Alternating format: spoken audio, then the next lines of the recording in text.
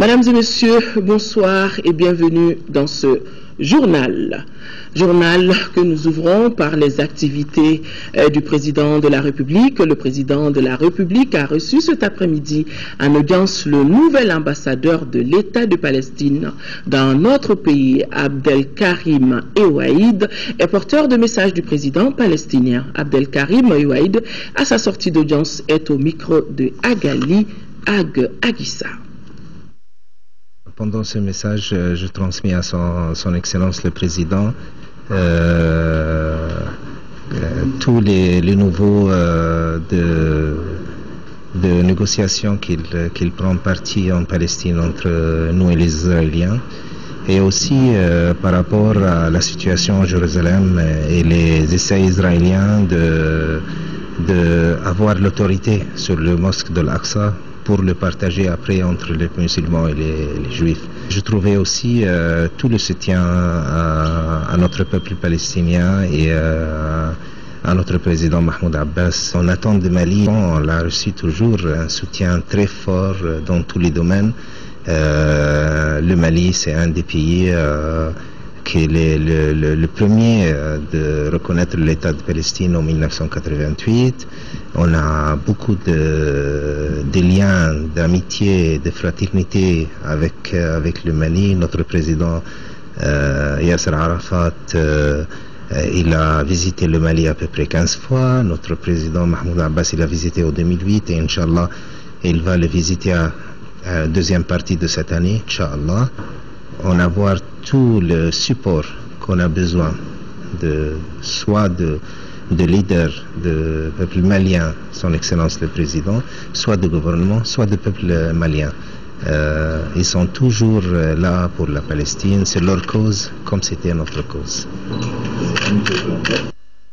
Des parlementaires danois sont en séjour dans notre pays. Ils sont allés à la rencontre de leurs collègues du Mali. C'était cet après-midi dans la salle Awa Keita de l'Assemblée nationale. Au centre des échanges, la crise sociopolitique, la décentralisation, la promotion du genre et la protection de l'environnement. Les parlementaires danois ont été surtout intéressés d'en savoir davantage sur l'évolution du dossier du Code de la famille. Madame Mette Gerkhoff, qui est la présidente de la Commission des Affaires étrangères du Parlement danois, est au micro de Fatoumata Akoni. On a discuté avec les députés de nombreux sujets, y compris la crise dont vient de sortir le Mali. On a discuté l'amitié entre le Mali et le Danemark, qui a une longue durée. On a discuté les questions de genre, comment on peut mieux impliquer les femmes dans le processus et la vie politique. Et aussi, dans ce cadre, on a discuté la décentralisation. Les questions de genre sont très importantes au Danemark. On a, comme vous le savez peut-être, un Premier ministre qui est féminin, c'est une femme. Nous sont de la conviction que la démocratie, ça veut dire que les hommes et les femmes ont les mêmes opportunités, ont les mêmes droits. Et nous travaillons beaucoup pour ce sujet. Sous cette égide, on a discuté la nouvelle cote de la famille au Mali, et nous espérons que cette cote de la famille peut conduire à une participation augmentée des femmes dans la vie civile et la vie politique. Nous avons soutenu l'implication des femmes dans la vie civile et politique ici au Mali, ainsi que c'est une chose très importante. Je vous le disais dans le titre, la République fédérale d'Allemagne vient d'accorder au Mali un appui financier de plus de 28 milliards de francs CFA. La somme servira au financement de projets dans le secteur de l'agriculture et d'appuyer le processus de la décentralisation. Mamadou Bagayogo au compte rendu. Cet appui financier sous forme de dons répond aux engagements pris à Bruxelles en 2013. Après avoir priorisé le secteur de l'agriculture et le processus de décentralisation, la République fédérale d'Allemagne met près de 28 milliards 731 millions de francs CFA à la disposition du Mali. D'après nos évaluations des travaux de l'Allemagne et du soutien de l'Allemagne dans ces domaines, des besoins alimentaires de 500 000 personnes se trouvent réfléchis. En plus, des petites 70 000 petits agriculteurs produisent, grâce à ce partenariat que nous avons là avec le Mali, 130 000 tonnes de riz chaque année. Le ministre des Affaires étrangères et de la coopération internationale, Zahabi Ould Sidi Mohamed, consent que grâce à cet appui, de nombreux projets seront réalisés. Le premier échange de notes d'un montant de 10 millions d'euros, soit environ 6 milliards 559 millions de francs CFA, porte sur le projet drainage des eaux pluviales de Bamako. Les deux autres échanges de notes d'un montant cumulé de 33,8 millions d'euros sont relatifs au projet d'appui au programme national de l'irrigation de proximité et au programme d'appui aux collectivités territoriales 4. Le deuxième aspect de ce programme porte sur le programme national de l'irrigation de proximité, mesures d'urgence visant la sécurité alimentaire, récolte 2014 et le programme d'appui aux collectivités territoriales Pacte 4. Le ministre et l'ambassadeur ont saisi l'occasion pour saluer les bonnes relations existantes entre le Mali et la République fédérale d'Allemagne depuis 1960. Fin de mission dans notre pays pour la représentante du Haut Commissariat des Nations Unies pour les réfugiés. Le ministère des Affaires étrangères et de la coopération internationale a organisé un déjeuner à son honneur. Arrivé au Mali en novembre 2012 en pleine crise sécuritaire et institutionnelle, et c'est sous son impulsion, l'UNHCR a apporté un appui constant aux efforts du gouvernement dans l'amélioration des conditions de vie des déplacés et réfugiés. Madame Marie-Antoinette Okimba-Bousquet, qu'on voit sur ces images, a salué les efforts du gouvernement qui l'ont beaucoup aidé dans la réalisation des différentes activités du HCR dans notre pays. Le ministre des Affaires étrangères et de la coopération internationale de rappeler la présence de sous-bureaux du HCR à Kay, Mopti, Gao et Tombouctou, toute chose qui a beaucoup contribué à la prise en charge des déplacés et réfugiés. Les priorités de la finalité est d'obtenir l'adhésion et la participation de l'ensemble des acteurs pour la compte rendu signé Bourama Touré. Pour la période 2013-2018, le gouvernement du Mali mettra en œuvre certaines actions prioritaires, au nombre desquelles la lutte contre la corruption et la délinquance financière, la pauvreté, la promotion de la bonne gouvernance. En cette période, la priorité est à la stabilisation du pays, à la relance. Ça, ce sont des priorités clés pour lesquelles il faut quand même bâtir et avoir les moyens de financer. C'est pour ça que c'est important qu'avec nos partenaires au départ, on puisse se trouver dans ce forum-là, échanger, s'accorder sur ce qui a marché, ce qui a moins marché, qui nous a valu ce que nous avons vu et faire en sorte que nous ayons le gouvernement se conseille responsable entre eux, les représentants de gouvernorat, des conseils régionaux de la société civile, des partenaires techniques et financiers.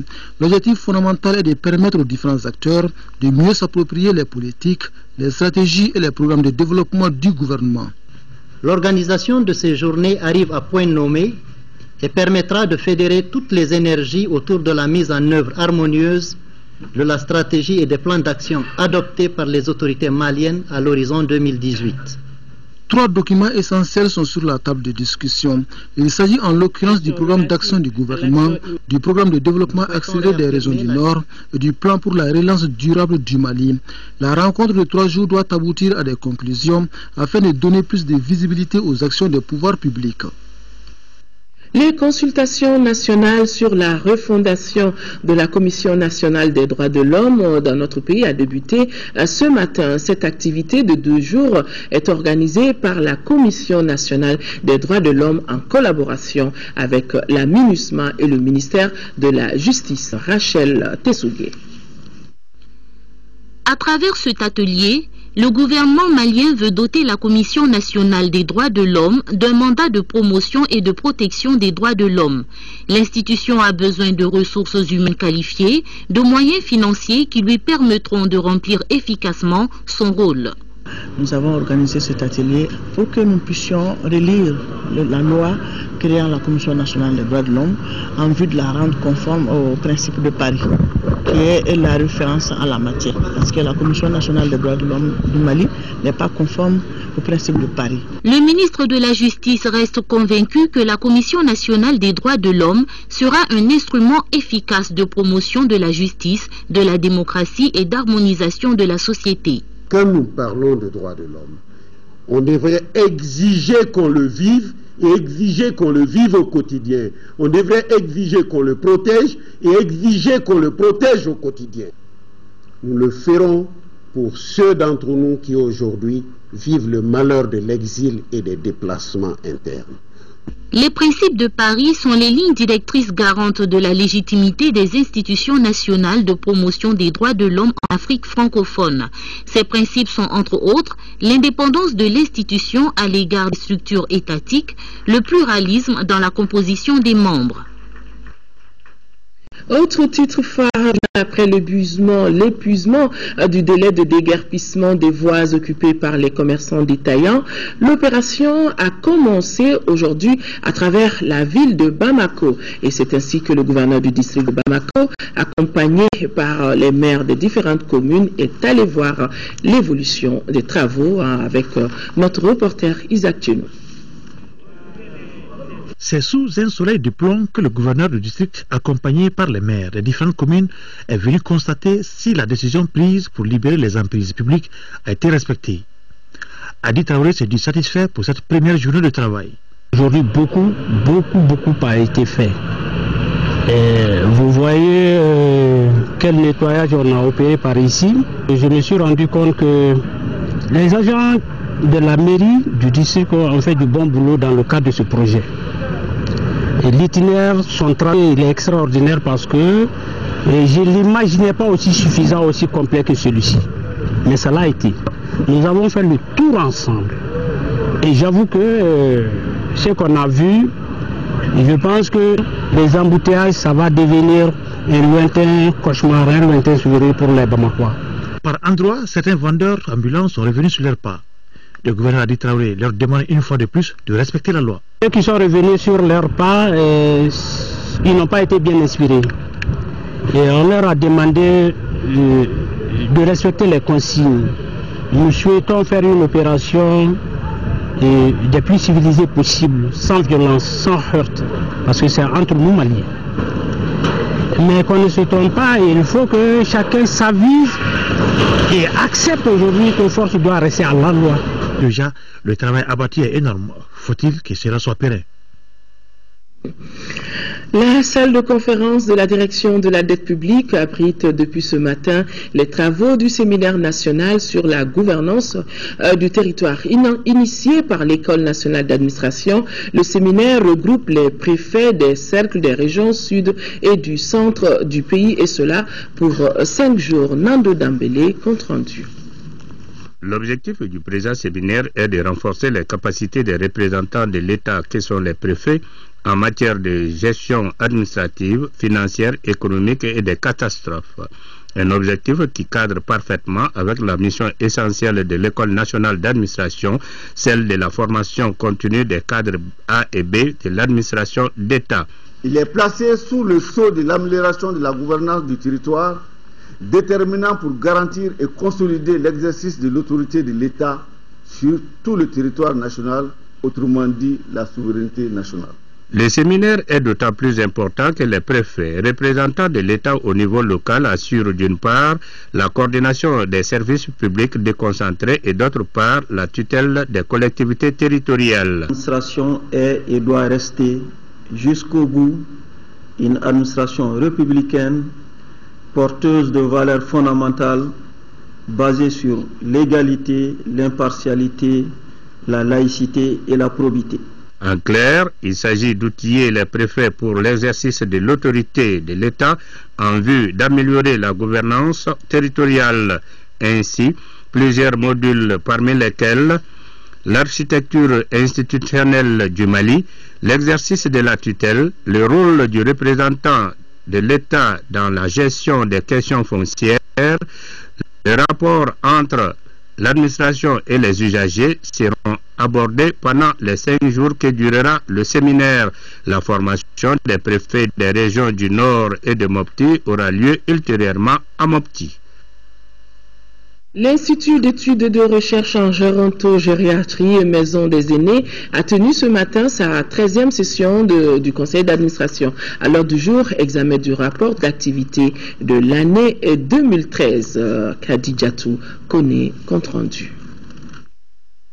Plus de 700 millions de francs CFA, c'est le budget 2014 de l'Institut d'études et de recherche en gérontogériatrie, maison des aînés, contre 406 597 000 francs CFA en 2013. À partir de cette évolution du budget, l'Institut se fixe 5 objectifs majeurs à atteindre. Entreprendre des études sur les problèmes sociaux, sanitaires, économiques et de protection du patrimoine scientifique des personnes âgées.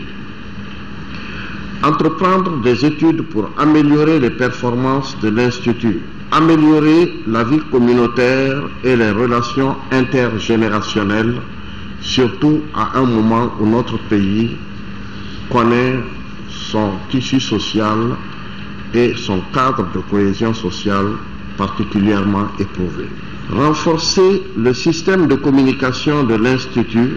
Durant 2013, l'Institut a rencontré des difficultés dues à la crise multiforme que le pays a traversée. Nous avons une programmation de 50 activités qui vont des études et des recherches en passant par la communication, la formation du personnel et tout cela pour donner plus de visibilité aux actions qui doivent se faire pour les personnes âgées. Pendant cette 13e session, le ministre a invité les administrateurs à apporter des contributions pour la bonne marche de la maison des aînés. Quant au directeur de la structure, il l'invite à plus d'assiduité pour la réalisation des objectifs visés. Autre lieu, autre conseil d'administration, le Centre international de conférences de Bamako a tenu la 13e session de son conseil. Après examen des points inscrits à l'ordre du jour, le conseil a adopté le budget de l'établissement qui s'élève à plus d'1 milliard de francs CFA. Reportage cette fois-ci de Modibo Soirée. À l'ouverture de cette 13e session ordinaire du conseil d'administration du Centre international de conférences de Bamako, les administrateurs se sont penchés d'abord sur le compte-rendu de la session précédente avant de travailler sur le programme d'activité ainsi que le budget 2014. Durant les travaux, des réflexions sur certaines grandes préoccupations de l'établissement ont été engagées, notamment les contraintes et autres défis liés à la gestion de la structure. La difficulté de la session passée se résume surtout au non-paiement des factures et surtout de la réduction de la subvention de l'État, qui a beaucoup joué sur nos activités. Et pourtant, en dépit de ces difficultés, la direction ambitionne pour l'exercice 2014 d'importants travaux de réflexion de l'établissement pour améliorer davantage la qualité des prestations. Le pays est en train de sortir d'une crise, donc nous avons comme perspective la rénovation totale du CICB, la création d'activités, la rénovation d'un site qui constituera à l'exposition des produits locaux et des produits artisanaux. Pour cette structure, le ministre Bruno Maïga a surtout insisté sur la rigueur dans le travail et l'objectivité de l'infrastructure avant de communiquer le budget 2014. Il prévoit une dotation de 1 279 147 000 francs CFA contre une dotation rectifiée de 1 503 274 000 francs CFA en 2013. Ex-palais des congrès, cet établissement public à caractère administratif a pris la dénomination du Centre international de conférences de Bamako en janvier 2006. La structure se veut un cadre adéquat pour l'organisation de rencontres, d'échanges et de manifestations à caractère scientifique, professionnel ou socio-culturel. La coordination des activités civilo-militaires de la MINUSMA à Tombouctou vient d'organiser une rencontre avec les leaders communautaires et élus de la ville. Des feuillets de sensibilisation sur le comportement à tenir des populations ont été distribués aux participants, nous dit depuis Tombouctou Yeya Tandina.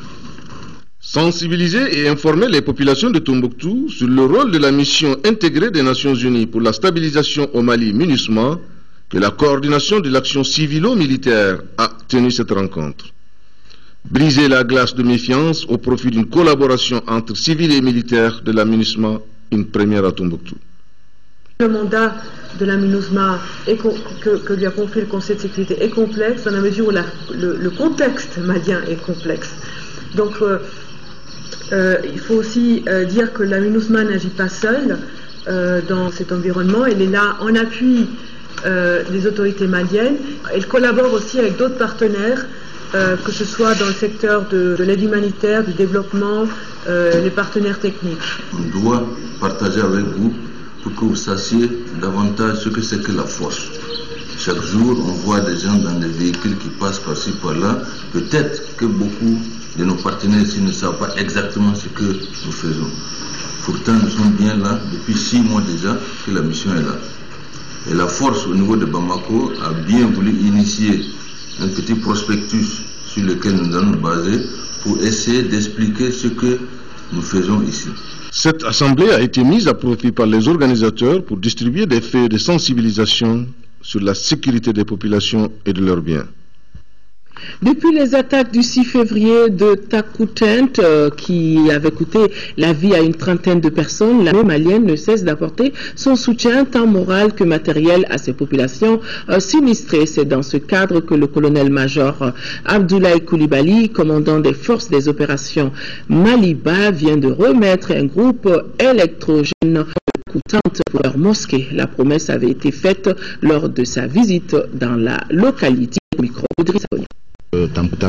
pour la mosquée, besoin de plaques solaires pour le château d'eau, besoin de GSM pour le réseau communication. Aujourd'hui, les forces armées de sécurité ont pu réaliser à travers l'état-major général des armées sur l'île ACM un groupe électrogène. Donc il fallait remettre ça pour que la vie puisse reprendre. Parce qu'aujourd'hui, le marabout qui est là sur des villages se bat pour le retour de la population. Donc il faut créer certaines conditions pour que ceux qui sont déplacés, ceux qui sont réfugiés reviennent à Tamkoutat et reprennent une vie à Tamkoutat pour que les activités de développement socio-économique reprennent. Fin hier à Paris des activités de la 51e édition du Salon international de l'agriculture. Les agriculteurs maliens quittent ce salon avec des carnets d'adresses bien remplis et cela suscite de l'espoir puisque dans les tout prochains jours, notre pays signera des conventions avec des sociétés françaises et marocaines pour l'exportation de la mangue et du beurre de karité. Outre cette bonne nouvelle, les exposants maliens ont écoulé tous leurs produits et cela en moins de 10 jours. Le récit de nos envois spéciaux à Paris, Mohamed Diarra et Aboubakar Traoré. Sur les 700 000 visiteurs, le stand du Mali a enregistré plus de 15 000. Une bonne moisson selon les exposants et leurs encadreurs. Les exposants ont écoulé presque tous leurs produits et la demande dépassait l'offre. Nous nous réjouissons de la participation du Mali. Nous avons eu quelques contacts. Nous allons les approfondir. On a en cours des contrats qu'on doit signer. À peu près 200 tonnes de maïs rouge qu'on doit signer un contrat pour une société française qui veut chercher du maïs rouge. On a en cours 200 000 tonnes de mangue pour les Marocains, que le contrat est en cours, qu'on doit signer ça. Et 150 000 tonnes d'huile de beurre. Cette année, les organisateurs du SIA ont mis en avant la haute technologie au service de l'agriculture. Le but est de relever le défi de l'urbanisation croissante. Et les services techniques qui accompagnent les producteurs ont eu de quoi s'inspirer pour moderniser davantage le secteur agricole au Mali. Notre objectif en tant que pays, c'est de moderniser, profiter des innovations techniques pour que ce que nous faisons de façon traditionnelle puisse s'améliorer. Je tire un bilan vraiment positif de ce salon. Il va falloir vraiment relever certains défis que nous avons vraiment pu collecter ici à ce niveau, notamment le défi de la diversification, le défi également du gap des infrastructures, le défi du financement. La délégation a eu des échanges avec la diaspora malienne et deux investisseurs pour leur parler des potentialités du Mali. Globalement, le bilan, on peut dire que c'est positif. L'aspect, comme on a dit, pour l'écoulement des produits, on a vu vraiment tous les produits se sont très bien écoulés, de l'ambang aux autres produits de transformation. Les gens ont apprécié et il y a beaucoup d'affluence. Les lampions s'éteignent ainsi sur la 51e édition du Salon international de l'agriculture de Paris, une édition qui aura été une véritable école pour le Mali. Les producteurs ont fait non seulement de bonnes affaires, mais également noué des contacts qui devront servir à une bonne organisation du SIAGRI prévu dans un mois. Mohamed Diarra depuis Paris. Évaluer définitivement la situation alimentaire du pays après la campagne agricole 2013-2014 en vue de faciliter la prise en charge des populations vulnérables, tel est l'objectif de la réunion d'expertise du système d'alerte précoce qui a ouvert ses travaux ici à Bamako. Les coordinateurs régionaux et l'équipe de Bamako ont donc 4 jours pour finaliser les données. Mamourou Sidibé. La deuxième réunion d'expertise qui a débuté ce lundi matin doit examiner les résultats définitifs des différents systèmes de production agricole, élevage, pêche, arboriculture, les ressources monétaires extra-agricoles mobilisables au cours de l'année et l'évolution probable des prix des céréales. Les résultats de la campagne agro-silvopastorale 2013-2014 restent déterminants pour l'évaluation de la situation alimentaire du pays.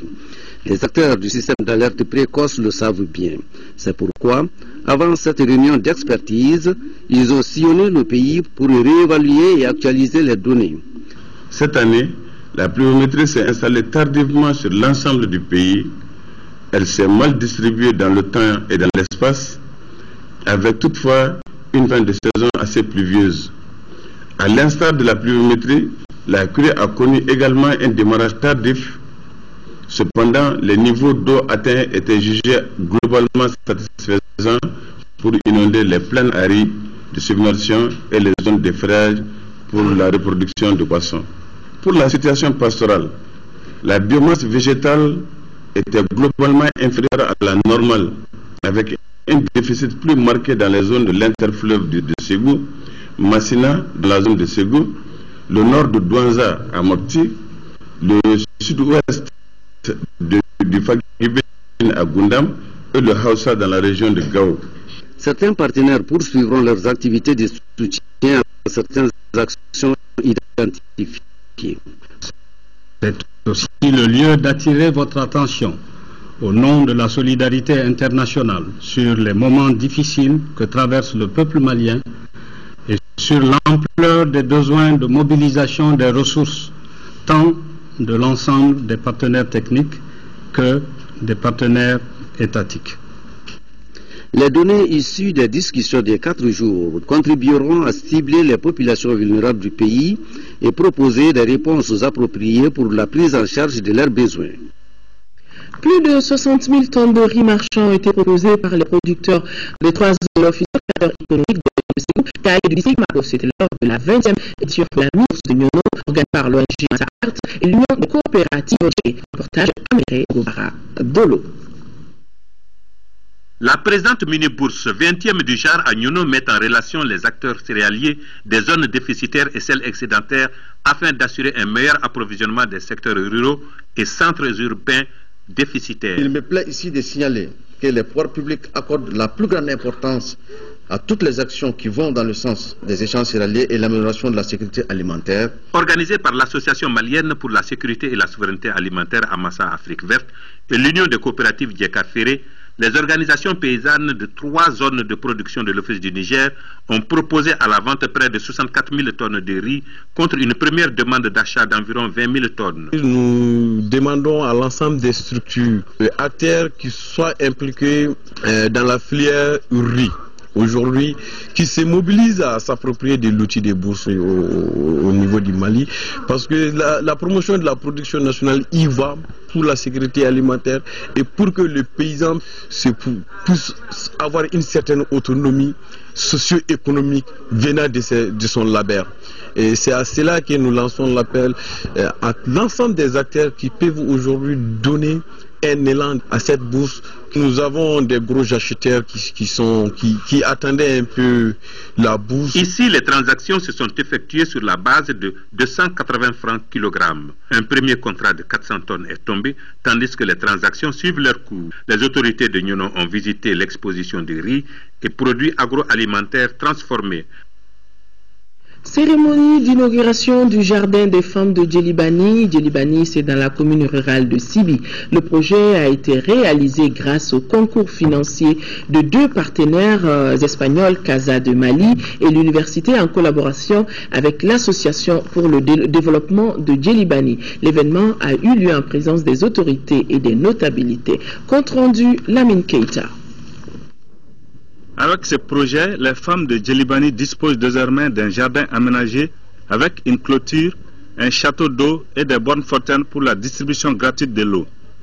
Grâce à ce projet, les femmes de Djelibani pourront mener des activités génératrices de revenus permettant de réduire la pauvreté. Casa de Mali, ça fait bon pour parler en tous ces 5 ans que nous sommes à Djelibani. Nous nous sommes intéressés pour faire un projet global d'autosuffisance durable. L'appui des partenaires espagnols nous soulage énormément, tant le problème d'eau est crucial dans notre localité, a fait savoir le secrétaire général de l'association pour le développement de Djelibani. Ce jardin est un élément très important dans le développement du village de Djelibani. D'abord, nous avons pensé que quand on améliore les conditions de vie des femmes, nous jouons sur plusieurs leviers en même temps. Premièrement, dans le milieu rural, nous savons tous que les femmes sont dans des difficultés de sources de revenus. Ce jardin va venir donc combler ces vides-là. Ensuite, une fois que les conditions de vie des femmes s'améliorent économiquement, c'est la santé des enfants qui s'améliore, c'est l'éducation des enfants qui s'améliore. L'association Casa de Mali, qui entend poursuivre ses activités de bienfaisance, a déjà réalisé plusieurs projets à Djelibani. Le soufisme, voie de la réconciliation et de la paix, le sujet était au centre des débats d'une conférence tenue le week-end dernier ici à Bamako, organisée par l'association Faïdatoul Tidjania. La rencontre a réuni plusieurs responsables de cette confession, nous dit Sokona Kamisoko. Ils sont sortis massivement, les adeptes de la Tarika Tidjania, pour prendre part à cette conférence de débat sur le thème « Le soufisme, voie de la réconciliation et de la paix ». Organisée par l'association Faïdatoul Tidjania, la conférence avait pour but de contribuer au développement de la Tarika Tidjania au Mali. Depuis quelques temps, on a été visé vraiment par les islamistes. Avec beaucoup de méchanceté contre l'islam. Beaucoup de méchanceté commencent à rentrer dans l'islam. Donc on a décidé vraiment, au lieu de rester dans les zawiyas, dans les mosquées fermées, il est temps maintenant de sortir, passer les messages pour que les gens comprennent vraiment qu'est-ce qui est la tariqa, qu'est-ce qui est l'islam. La compréhension des règles de l'islam, voire des principes de la tariqa tidjane, nécessite une formation continue dont le statut repose sur une bonne organisation. Et c'est ce qui a justifié la création de cette association que nous avons appelée Faïdatoul Tidjane. Les principes édictés par la Tidjania ne sont nullement incompatibles avec les valeurs humaines de paix et de solidarité. L'éducation religieuse, dépourvue de tout extrémisme, devient dès lors un impératif que prône la Tarika Tidjane. Premier du genre, cette conférence marque le lancement des activités de la dite association. Créée il y a cela une année, elle a pour but non seulement de promouvoir l'enseignement tidjanien, mais aussi de contribuer au développement de la Tarika Tidjania au Mali. Travailler, prenez de la peine, c'est la vie des enfants, donc l'avenir de la nation qui est en jeu. Ainsi pourrait-on schématiser le conseil prodigué aux 270 agents de santé communautaire installés dans la région de Kaé pour prendre en charge les formes simples des principales maladies des enfants de 0 à 5 ans. L'UNICEF et ses partenaires ont récemment primé les 5 premiers dans le district sanitaire de Djema avant de rendre rendre visite au premier responsable de ce centre. Nous retrouvons nos envoyés spéciaux pour Focus Santé, Abdul Salam Bambara et Tchissera Emmanuel Dambélé.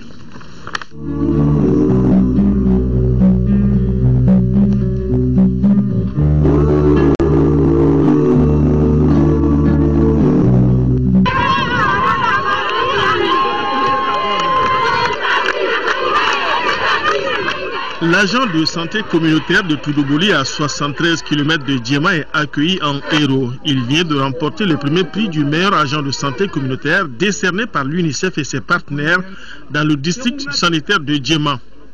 En moins de 2 ans, cet ancien aide-soignant s'est imposé dans ce village comme le protecteur de tous les enfants. Mariam Diabaté, qui vient de faire consulter sa fille, ressort rassurée de la case de soins.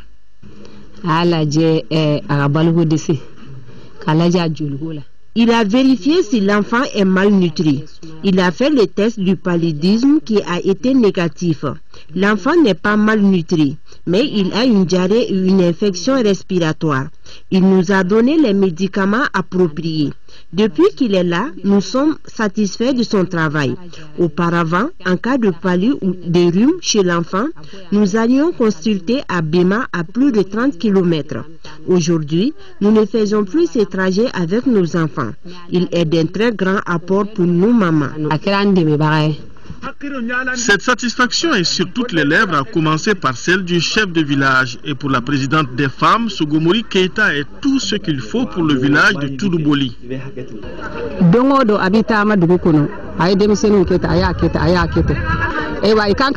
Tous les jours, il se promène dans le village et nous apprend à mieux nous occuper de nos enfants. Il nous enseigne ce que l'enfant doit manger. Le matin, nous devons faire la toilette de l'enfant, lui donner à manger en protégeant la nourriture des mouches. Après le repas, nous devons nettoyer son visage.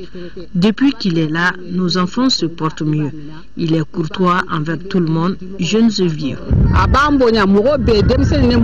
Les chiffres qu'il me donne chaque mois, vraiment, ça veut dire que vraiment, s'il n'était pas présent, il y a beaucoup d'enfants qui pouvaient être atteints de quelque chose qu'on ne pouvait plus résoudre. Avec ses 993 habitants, le village de Toudouboli est à plus de 30 km du centre de santé dont il relève. En plus de sa disponibilité, l'agent de santé communautaire a visiblement de la méthode dans le travail, des atouts qui font, avec l'accompagnement de l'association de santé communautaire, le suivi du centre de santé, un cocktail favorable à une meilleure prise en charge des formes simples des maladies de la petite enfance. On continue car la population sensibilisée. Nous allons continuer la sensibilisation des populations par rapport à la prévention, la prise en charge du palud simple, de la diarrhée et puis des gestes qui sont. Nous leur demandons de tout faire pour fréquenter l'ASC pour une prise en charge adéquate et rapide. Pour mettre l'ASC à l'aise, la communauté lui a construit un logement et une case de soins. Elle lui donne à manger et cultive son champ. Et comme en signe de reconnaissance, l'originaire de Badougou Nafadi a su s'intégrer. Il parle déjà soninké et compte continuer à persévérer pour barrer la route au paludisme, aux infections respiratoires aiguës, aux diarrhées et à la malnutrition, maladie qui tue le plus l'enfant au niveau communautaire.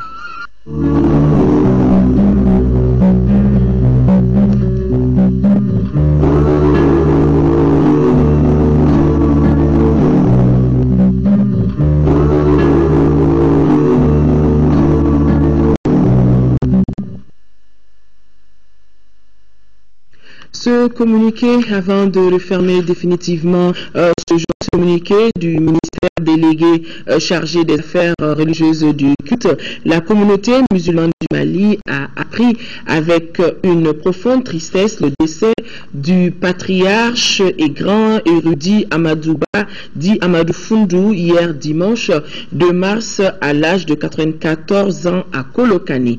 Grand imam de cette ville pendant plusieurs décennies, Tcherno Amadou était une autorité morale vénérée qui a su que cultiver l'entente et la tolérance comme vertu entre les populations du Bélédougou et environ. Sa disparition laisse un grand vide au sein de la communauté musulmane. À cette occasion, le président de la République, le Premier ministre et les membres du gouvernement, l'ensemble des populations du Mali présentent à la famille de l'illustre disparu les condoléances de la nation.